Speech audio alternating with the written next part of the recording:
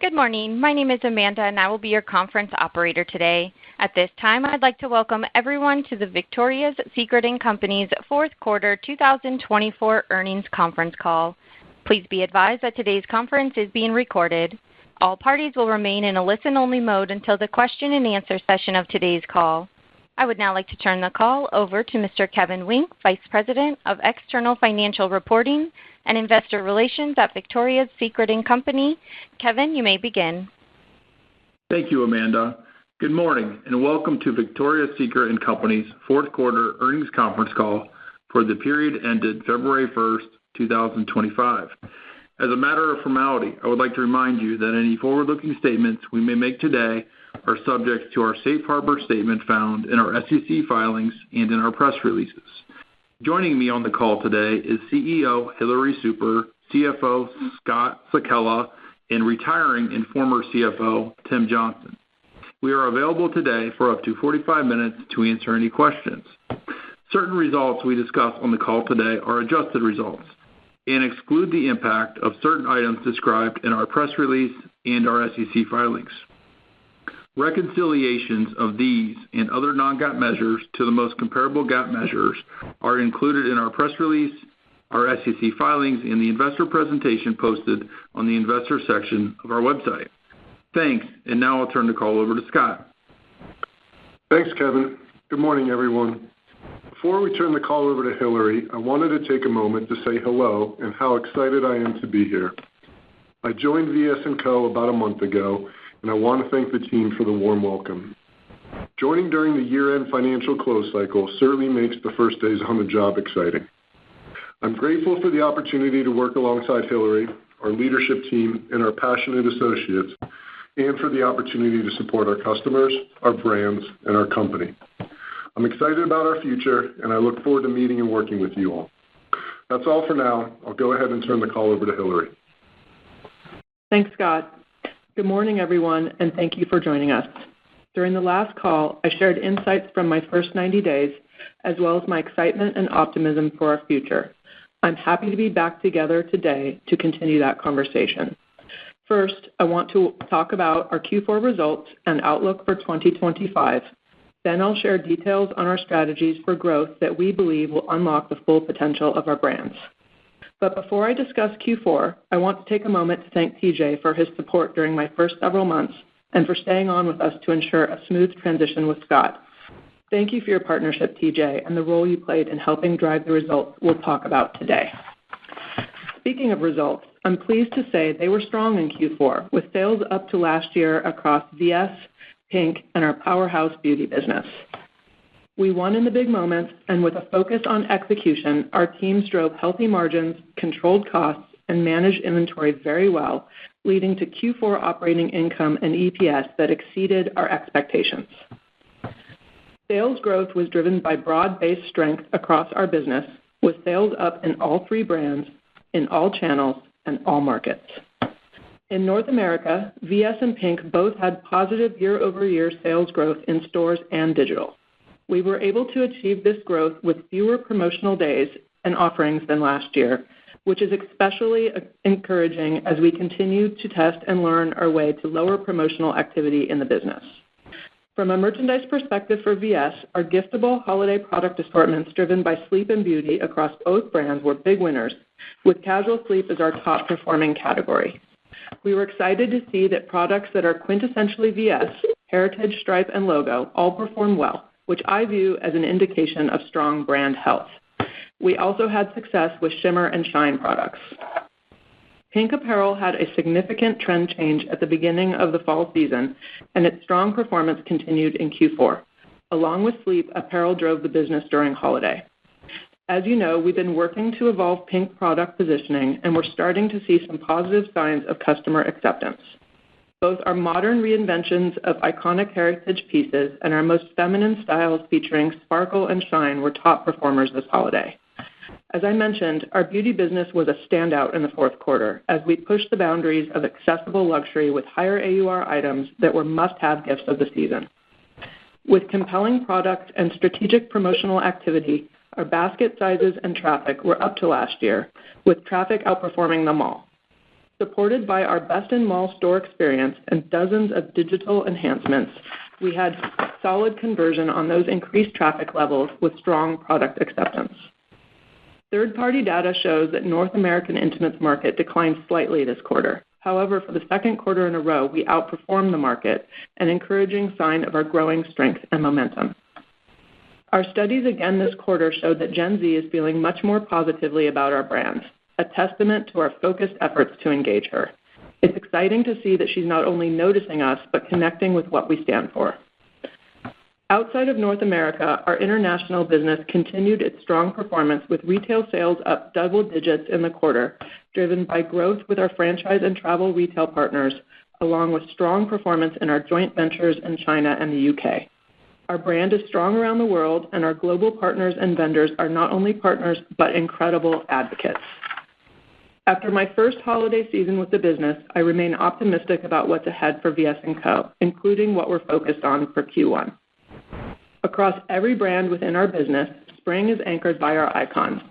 We're inspiring our loyal customers with modern takes on all of her favorites and introducing them to a new generation of customers. In February, we reimagined our Very Sexy collection, expanding the iconic franchise to connect with more women. With a broadened range of lift levels, we're offering a more personalized fit, delivering sexy for everybody. Our teams are always listening and responding to customer feedback, as evidenced by the new lightly lined demi, which was designed for women who love glamour but prefer a more natural lift. And we continue to have momentum in sport and swim, both categories in which our authority and expertise in bra fit and innovation give us the competitive edge. In what is a highly competitive market, we have leveraged our Best at Bras positioning to be the authority for on-trend, sexy swim that she feels incredible wearing. We are excited about the newness in swim this spring, which includes styles from Pink by Frankie's, one of our strategic collaborations that has over-indexed with the Gen Z customer. In our most recent drop, the collaboration also drove almost triple the average acquisition rate versus the core Pink business, a promising indicator as we build our go-forward collab strategy. Doubling down on Pink apparel, we are excited about the ongoing improvement in product execution. We continue to build on the momentum with modern takes on Pink icons, plus we've added a new layer of lifestyle outfitting that is resonating with customers.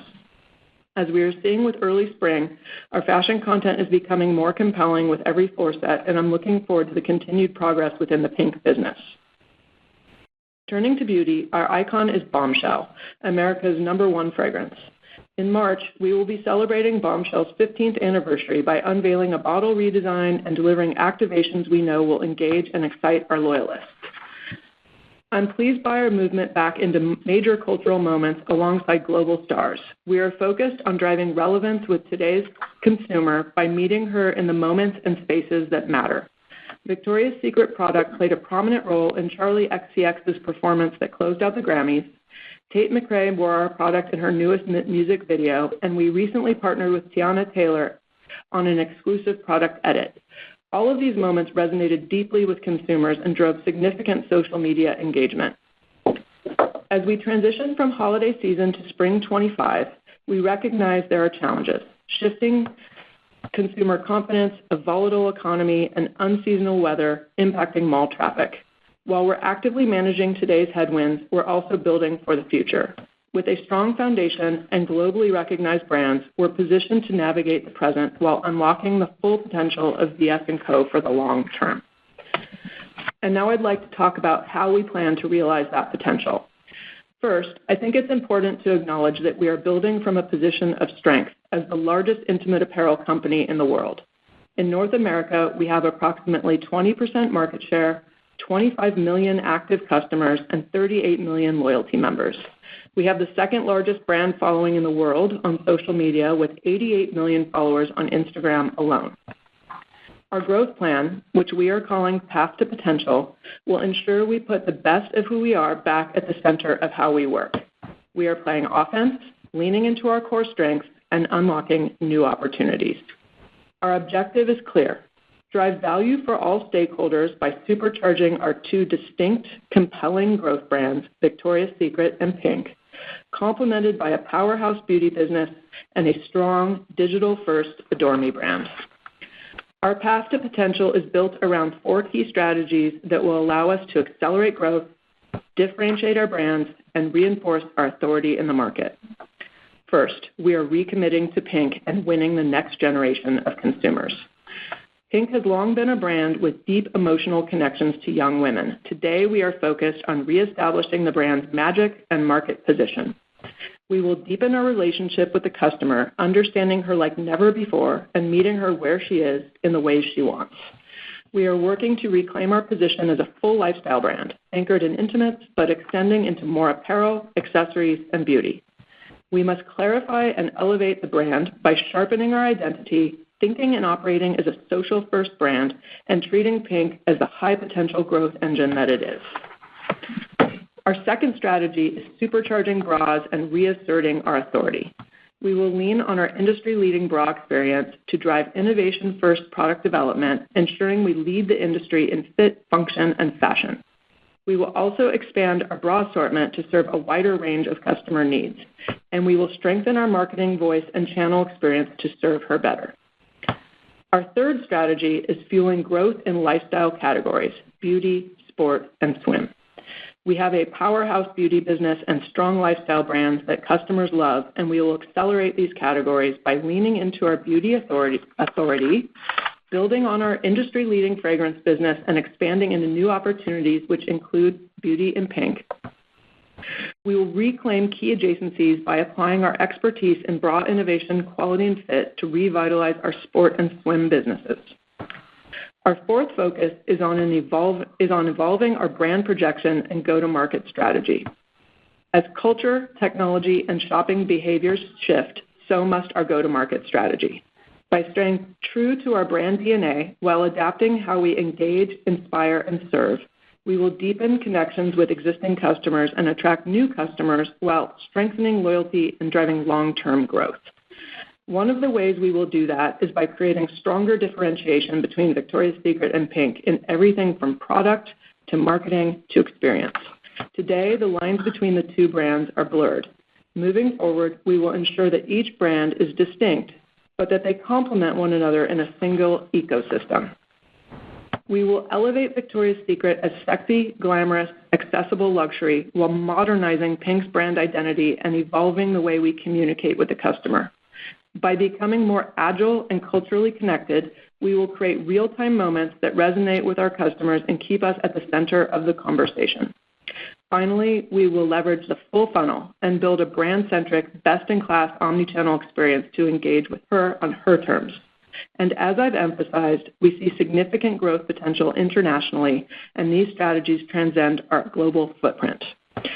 To ensure that our strategy is not just aspirational, it's actionable, sustainable, and built to drive results, we are focused on 3 critical enablers. First, a customer-centric performance culture. By deeply understanding our customers, how they shop, what they value, and what inspires their loyalty, we create stronger connections, drive repeat engagement, and fuel sustainable growth. A culture centered on the customer empowers associates to innovate and to deliver experiences that not only meet expectations, but exceed them, turning transactions into lasting relationships. To accelerate the customer impact, drive results, and gain share, we are moving to a leadership structure with brand presidents leading product-facing functions for Victoria's Secret, PINK, and Beauty. This change will ensure we have the leadership focus, clarity, and expertise needed to accelerate growth.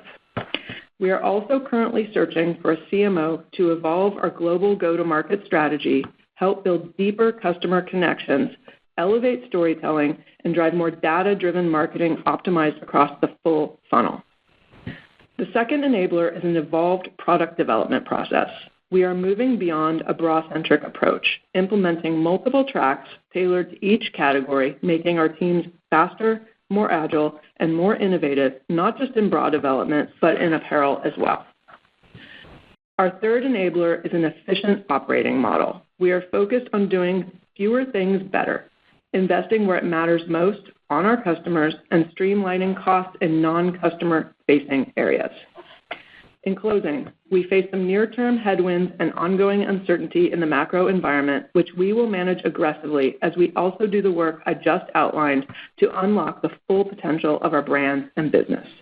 I am confident and energized because we have clear strategies for growth. We are moving swiftly to a leadership structure to execute with focus and impact, and we are positioning ourselves for long-term sustainable growth. This is our moment to build the future for VS&Co, stronger, more innovative, more connected to the customer than ever, and I'm confident in our plan, our team, and the opportunities ahead. Thank you. That concludes our prepared comments, and at this time, we'd be happy to take any questions you might have. Thank you. Ladies and gentlemen, if you wish to ask a question, please press star 1 and record your name clearly when prompted. To withdraw your question at any time, you may press star then 2. As a reminder, we ask each participant to limit themselves to 1 question and 1 follow-up. To allow ample time to respond to each participant that may wish to participate in this portion of the call. Our first question, we will go to the line of Matthew Boss from J.P. Morgan. Your line is open. Great, thanks. So Hillary, maybe could you elaborate on drivers of the gradual improvement that you embedded through the year? What do you see as transitory within some of your near-term trends? And maybe if you could speak to the product pipeline for the back half of the year at both VS and PINK. Sure thing. I'm not going to speak too specifically about product launches because we want to keep those under the cover, but I would say embedded in our forecast is, number 1, first and foremost, getting teams in place and getting leaders in place. And so I would say a major driver of the improvement will be through marketing through the full funnel and the differentiation of the 2 brands. So I would say that is a major driver. The second is incremental improvement in both PINK and the Victoria's Secret brands as we play our learnings forward. And then third is a number of tentpole moments that we have planned really beginning in the August timeframe. So you will see us pace those out across the back half of the year. And really, in the front half of the year, we are a little more quiet in terms of our marketing, building out that muscle, getting ready for the back half, and you'll start to see those types of moments really accelerate in the back half, as well as product launches and some fun collaborations. Great. Best of luck. Thank you. Our next question comes from the line of Adrienne Yih with Barclays. Adrienne, your line is open. Great. Thank you very much. Hillary, I'm interested you arrived in September, and you've made some changes very quickly on sort of inventory and kind of new product. Wondering over what horizon, you just mentioned August, over what horizon sort of do you think that you will have your full imprint on kind of the product? And then secondarily, a couple of things that you had said, I think on the October meet and greet, was that the inventory productivity was being hampered by the production lead times. So if you can talk about some efforts on that front. And my last quick one is, it's clear that you're pulling back on promotions. That sometimes leads to a slowdown or some sluggishness in inventory velocity, but the profitability is better. So can you talk about kind of that shaping and how the margins before you get that acceleration in sales? Thank you very much. Sure. First question around full imprint. It will be iterative. I don't envision a big curtains up moment for each brand. You will see incremental improvement each month. I would say the impact on the first half of the year is really on optimization. It's on narrowing focus, maximizing the big ideas, neutralizing, some of the things that we're more worried about, actually focusing a little bit more on the lower funnel in marketing. And then we are buying fall as we speak. So I've had more involvement in that, and we'll have more increasing involvement in future seasons after that. But I would say based on product development timelines, really spring 26 would be the season that I would have been here through the entire process. Second question around inventory. Lead time. Yep. Production lead time. Production lead times.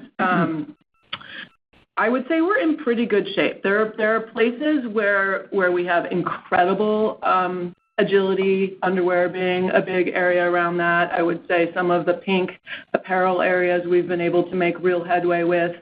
And then I would say the new leadership structure is really designed to enable us to pull apart those product development processes so that we can cater to a specific customer and to specific categories. So that's a big piece of this work. We actually have a Tiger team devoted who have stepped out of their roles for a short period of time to really engineer this new process. So I would say we have a little bit of one foot in the old world and a little bit of one foot in the new world, but we're making progress on the areas where we see we need to be much more agile. And in terms of promotions, we have just started that work, and I think it's a delicate balance. The brand, the product, the story has to be very strong in order for us to be able to do that. And we were able to start proving that out in holiday. We were able to forego a full box promo in mid-December that we were up against from last year, and we were also able to reduce the amount of days in other events across the quarter. Did we give up a little bit of top line?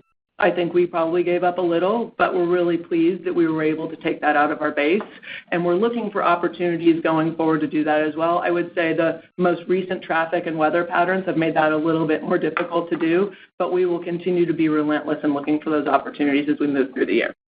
Fantastic. Best of luck, and thank you. Thank you. Our next question comes from Simeon Siegel with BMO Capital Markets. Simeon, your line is open. Thanks. Hey, everyone. Morning, Scott. Welcome. TJ, it's been great working with you. Thanks. Best of luck on your next chapter. Hey, Hillary, thanks for the path to potential detail. Any way to quantify the top-line opportunity within those various pillars? Just maybe thinking about how you're viewing the various opportunities across brands, categories, and regions, maybe in quantitative detail. And then just given the comment about expanding beyond bra-centric, could you share how much of the opportunity as you see it to grow is rooted in recapturing lost revenue in each segment versus expecting maybe the go-forward company revenues composition to look different than the past? Thank you. Okay, there were a lot of questions in there. Let me see if I can take a crack at that. So we are at the beginning of our LRP work. So this is the beginning of the strategy rollout. So I do not have exact numbers. We will plan to share that in the back half of the year. But I will say there is a tremendous amount of opportunity in PINK, and that is where my eyes are set right now. That is where I'm spending a lot of time thinking about how we invest in that business, how we resource that business, how we talk about that business and pull it apart from VS. So that would be my first. I would say in the intimates category, knowing that it is a category that has been struggling in the overall market, our goal there is really, to defend in the short term as we build our innovation pipeline on a longer term view. And then the lifestyle categories they're just very strong for us. And if you look back to history in these categories, they were a very significant amount of volume in the past, and we feel very confident that we can recapture a lot of that. And I think that will help our customer file. It'll help us with acquisition. It'll help us with attracting younger customers. And there's a lot to like about the lifestyle piece of this. And I put a lot of focus on that as we move forward. All right. That's great. Thank you. And then just one quick follow-up. Any meaningful divergence in regions or customer demographic profiles in Jan and Feb that you guys have seen? Yeah, in terms of, it's Scott, Simeon. Hey, in terms of regions, yes, I mean, the warmer weather regions were definitely several points above the colder weather regions. So that's, speaks to the weather impacts from back half of Jan through Feb. And as we did see weeks that were warmer, then all regions were elevating off that trend. So definitely from a region perspective, we saw differences. Perfect. Thanks a lot, guys. Best of luck for the year. Thank you. Our next question comes from Corey Tarlowe with Jefferies. Corey, your line is open. Great. Thanks, and good morning. So I was wondering if you could talk about the opportunity that you see in creating some of these separate tracks for product lines in terms of your strategy and how this interplays in the opportunity with particular categories that have been historically very important for the company, like swim and athletic, And then also, if you could also just comment on Valentine's Day and anything that was working during that time frame, that would also be very helpful too. Thank you so much. Sure. Multiple tracks. I think this is essential. We are currently on a 52-ish week calendar, really anchored in the lead times around bras. We have made progress on having chase calendars to really supplement that in key categories, but I fundamentally believe that apparel should not be on a 52-week calendar. And so we're looking to drastically reduce that through a raw materials strategy, partnering with our vendors, different ways of working in our product development process. And the goal would be in things like, I'll just use pink apparel as an example, we should be going like 26 weeks for that. And, that will be a big shift and a big unlock to bring decision-making closer to customer. And I'm very excited about the potential of what that will add to our business. And you mentioned swim and sport, both very technical, both have nuances in the product development process that are very different from other categories. And so separating that out in swim and sport, maybe a little less about the speed and a little bit more about the technical product engineering piece of it. And so having experts dedicated to that on different tracks should really, one, enable much better product execution, and number two, should enable agility in the places where we need it the most.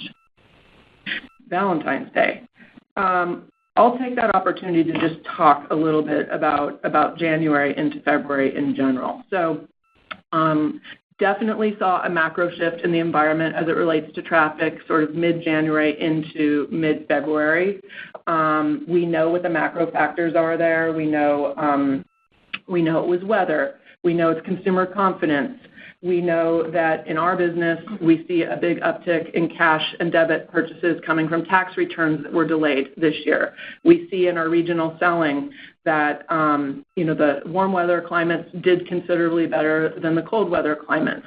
That being said, there's an opportunity to really look in the mirror as well and make sure that we are playing forward every single learning possible. And so when I think about that sort of mid-January to mid-February timing, I would say there are a couple things we could have done better. One is that we pulled marketing spend into Q3 for the fashion show, and I think one of the hindsights coming out of the fashion show is that that halo in terms of traffic was about 8 to 10 weeks. So in hindsight, I think we pulled back a little too far on marketing, and we should have had some other event, whether it was around sport or Valentine's Day in January, to really drive that heat and awareness and traffic. So that would be the first. The second is that we didn't buy the Valentine's Day big enough. So we blew through sleep, which was one of the big drivers of holiday. We blew through it in a couple of weeks and basically sold out by the time we got to the beginning of February. So I think that's a big one. And then the third is really thinking about launch strategies in bras, and that's something we've done for many, many, many years. And I think in the new environment, one of the things we're learning is that when we go hard against one thing, it isn't always necessarily lifting everything. And so we need to find a way to talk about a launch in a powerful way and also talk about all the other bra offerings that we have at the same time. And that'll be a new thing for us that we're working to implement very quickly. So that would be my diagnosis of the 3 weeks. And I would just add that 3 weeks doesn't make a quarter and it doesn't make a year. And we're working tirelessly to make that up as we move forward into the balance of the year. Great. Thank you, Hillary. Best of luck. Thank you. Our next question comes from Jonah Kim with TD Cowen. Jonah, your line is open. Thank you for taking my question. Just thinking about the guide for the year, what could potentially drive upside or downside to your guide as you look forward? And then just a follow-up on the store of the future formats. Sort of what are you seeing at this point with your concepts that have been live, and what are you baking in terms of potential lift from those concepts as you continue to roll them out? Thank you so much. Joanna, can you repeat the first part? We think we heard something about guide. We think we caught the store of the future. The second. Yeah, part. Sorry, I'm battling a cold, so yeah. Well, the voice is somewhat gone, but yeah, just potential upside and downside to your guide for the full year? Like what the key factors that could potentially drive upside or downside to your current year guide? Yeah, John, it's Scott. So for the guide for the year, as we've already talked about Q1 and some of the near-term headwinds we're facing, we do see the guide improving throughout the year, especially around a lot of the product and strategy changes that Hillary's already outlined. In terms of cost and whatnot, right now we're faced with some higher transportation costs, both in ocean and air in the first part of the year. We do expect to start lapping that in the back half of the year. In the back half of the year right now, though, is where we've got the impact of the tariffs plan that we called out. So we've got 10% assumed on China for the balance of the year, and that's going to be worth about $10 to $20 million. And so those are the sort of bigger inputs influencing the guide for the year. So when you think about that gradual improvement is where we see the year going. In terms of Store of the Future, the early results are quite positive. We are ramping that up throughout the year. We've got more full and partial Store of the Futures in the works this year than last year. By year end, we should have about 95% of our top 100 doors converted, and we look to continue that into the out years as the early returns have been very positive. Yeah, Joanne, if I could, just one additional thought on the guide, because I think it's important. We've seen some of the sell side notes this morning, and just to clarify, if you look at our guide for the year at $6.2 to $6.3 billion, you're looking at really flattish to maybe up $100 million or up 1 or 2 points for the year. We gave you the guide for Q1, which was essentially down 2 to down 4. So where I'm going, Joanna, is the balance of the year in our guide, we're really saying, up low single digits, +1 to +2 or 3. So not necessarily the same trend that we saw in fall, but definitely improvement from spring. So we think that's something that's attainable for the business for the reasons that Hillary just mentioned around product and marketing changes that you should expect going forward. And then similarly from an OI perspective, we're guiding OI essentially flat to down close to $50 million year over year. The bulk of that decrease is guided to in the first quarter, so you are seeing OI or operating income improvement in Q2 through Q4. So I want to make sure that that's well understood. This is not a significant hockey stick in the back half of the year or anything like that. It's really an expectation that over time we'll return back to that +1, +2 here in North America, which again, clearly we were trending much stronger than that in the fall season. Thank you. Thank you. Our next question comes from Alex Straton with Morgan Stanley. Alex, your line is open. Perfect. Thanks for taking the question. Maybe first for Hillary, it's clear you're super focused on PINK more so than the other banners and other parts of the business right now. Can you just elaborate on what's telling you that that's the right banner to focus on compared to Victoria's? And then just a second question, either for Scott or Hillary, is just can you dive into the biggest category pain points at Victoria's and PINK right now and sort of plans to improve those in 25? Thanks a lot. Sure, I'll take that. I'll just start by saying I wouldn't categorize that I'm much more focused on PINK than VS. I think they're at two different trajectories in their business. So first on the PINK side, when you really dig in and look at the history of PINK, what it used to be, what it is today, there is just enormous opportunity. When you look at the market landscape, there is enormous opportunity.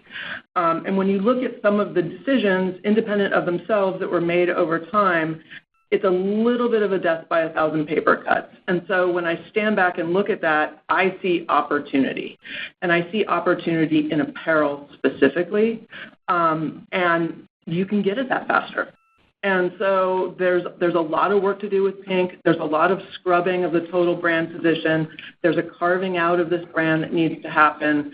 There's a reimagining of it to make it as magical to this generation as it once was to a previous generation, and I think that is within our grasp. So I'm passionate about that. At the same time, I am so passionate about Victoria's Secret, and I believe there is tremendous opportunity there. I think Victoria's Secret is farther along in its product development and sort of product resonance path. I think the work in VS is about supercharging the lifestyle piece of the business that I believe will ultimately buoy the core business.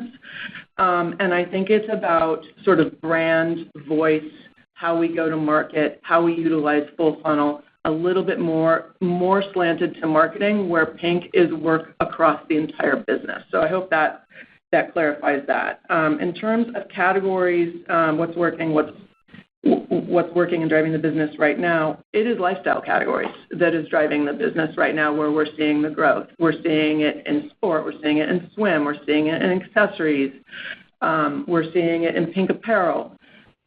So that is where we are seeing strength right now. I would say that in bras, as an example, very sexy is good.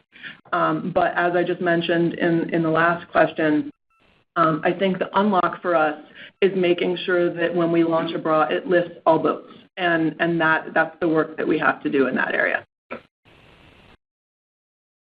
Thanks so much. Good luck. Thank you. Our next question comes from Mauricio Serna with UBS. Mauricio, your line is open. Great. Good morning. Thanks for taking my question. Maybe one thing that I wanted to get a little more detail. I remember, like, from the Investor Day from a couple of years ago, you still have around $40 million of savings that I think were, or should materialize in 2025. I was just wondering if that's still the case, and where should we see that? And then maybe could you elaborate a little bit on two things? On the marketing, you said you want to do like more marketing to show like this, to differentiate like one brand, PINK from Victoria's Secret. Could you just talk a little bit more about like what are some initiatives on that side? And then lastly, on any product launches that you've already done, like not talking about anything that's coming, but anything that you've already done, that you would highlight from across again both brands that you think it's worth noting. Thank you so much. Yeah, I'll take the first part, Mauricio. I think on the savings goal, you're referring to the $250 million Transform the Foundation goal that the company set back in October of 2022 is when we first introduced it. We saw about $90 million of savings in 2023 that we communicated. I would suggest to you that the company saw closer to almost $200 million of cost savings in 2024, and we think that we've largely completed that 3-year goal here in the first 2 years. Now, having said that, we're confident there are opportunities to continue to be more efficient in the model go forward, and we are confident that the leverage point still remains in that 1% to 2% range, or said differently, we need a 1% to 2% growth number in North America sales to generate leverage in the model. I think if you take a look at how the year progressed in 2024, we're confident we saw gross margin or average unit cost reductions that saved money and showed up in our margin rate performance for the year. And then from an SG&A standpoint, I hope it's not lost on the group that SG&A dollars on a 52-week basis were actually down year over year, even though sales were up and incentive compensation was up for the year. So there was a lot of good work that's already been done by the team. Having said that, we think there's opportunity going forward. I think your other two questions, if we caught them right, were around marketing and product launches that have already been completed, and if there's any dialogue on those. Sure, I'll take that. So in marketing, I would say the focus for the two brands is a little bit different. So in VS, we already have very, very high awareness. So the goal is really consideration. We are doing very, very well with our existing and reactivated customers. Highest retention rates in many, many years, highest spend, highest margin per customer. higher retention rates, so much good going on there. We're a little slow on acquisition. And so that's about consideration for VS. And as we double down on sexy, glamorous, accessible luxury, that doesn't change. But I think what is sexy in 2025 is something different than what it was a few years ago. And how do we evolve with culture and connect with the consumer and make her see us in a different light to introduce new consumers to this brand? That is the goal in VS. I would say in addition to that, we have an opportunity to rebalance the spend across the funnel, focus more in the mid to lower funnel, and be much more thoughtful about when we're spending in the upper funnel so we can reach more consumers. In PINK, it's different. It's more about awareness. We have not been aggressively marketing PINK. We need to evolve our look and feel there. And when we feel the look and feel is right, when we feel we have the right partnership strategies, when we feel we have the right collaboration strategies, which we're aggressively working towards, we will turn that on. And it's just a different tactic for that brand. And then you have to stand back and say, okay, we have an ecosystem of our loyalty program, of our store real estate. How do we leverage the two together for the power of the entire enterprise? And so you have to have one foot in the brands and the special needs of the brands, and then the other foot in how do you optimize the entire file. And that's the work that's ahead of us. And the product, sorry? Product launches. Q4 is not really a time for product launches. It's all about gifting, so we don't typically launch a lot in Q4. I would say that sport is probably the most recent place where we've launched. We relaunched VSX in a big way in October, very successful. We followed up with a relaunch of the Knockout bra in January, also very successful. I think our positioning on best at bras in sport is a real competitive differentiator and something that we plan to lean into, and we're having a lot of success there. Great. And just one quick follow-up. I don't know if you mentioned this. And in your guidance, how should we think about, the promotional activity? Is it going to be more promotional versus last year, flat, or slightly lower? Just wanted to get a sense of that. Yeah, Mauricio, Scott. Yeah, for the year we're planning promos to be down. So Hillary touched on it. It's more about some of the big box promos that we'll be pulling back on. We still will be promoting, especially in the traffic driving categories, but throughout the year we do expect less promotions to be a sort of a tailwind on gross margin. Got it. Thank you so much, and good luck. Thank you. Our next question comes from Ike Boruchow with Wells Fargo. Ike, your line is open. Good morning, everyone. This is Juliana on for Ike. Just a quick question on international. Wondering if we could get some more color on what's going on there with the shifts we saw from 3Q to 4Q, and maybe in growth expectations for 1Q and the rest of the year if possible. Thank you.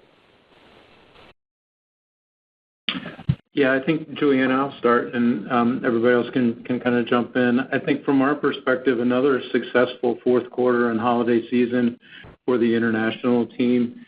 We think in the prepared comments, we commented on really double-digit growth from a retail perspective around the world, with really all markets participating, particularly strong business in our franchise and travel retail markets, in our joint venture with the UK partners at Next. And then our China business also was very solid during the fourth quarter, even though we had some transfer of volume or some pull forward of volume into Q3 because of the calendar shift on Singles' Day. So we feel like around the world the business performed quite well. In international, I think it's important to note that we had new countries come online, particularly in Vietnam and Argentina would be two to mention in 2024, and there are more planned for 2025. I think additionally, as we turn the page and come into 2025, we'll start to see, as the year goes on, positive benefit from our European distribution center that the teams have been working on. It's a third-party distribution center in the Netherlands that will particularly help support not just growth in and around the European countries, but also our digital business. So we'll be able to be much, much faster to customer from a digital perspective. satisfying those orders from the Netherlands area versus satisfying those from back here in Columbus. So a lot to like about the digital opportunity in international, but just the international opportunity in general. As we move into 2025, we'll continue to expand the number of countries that we have a physical footprint in, countries like Serbia, Slovenia, Slovakia, and others that are on tap for the new year. And additionally, as I mentioned, just the opportunity to be closer to customer with product, we think is a big win as we go forward.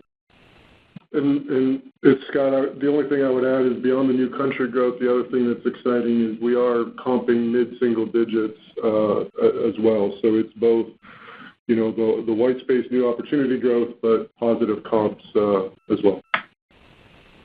Great. Thank you so much. Thank you. Our next question comes from Brooke Roach with Goldman Sachs. Brooke, your line is open. Good morning, and thank you for taking our question.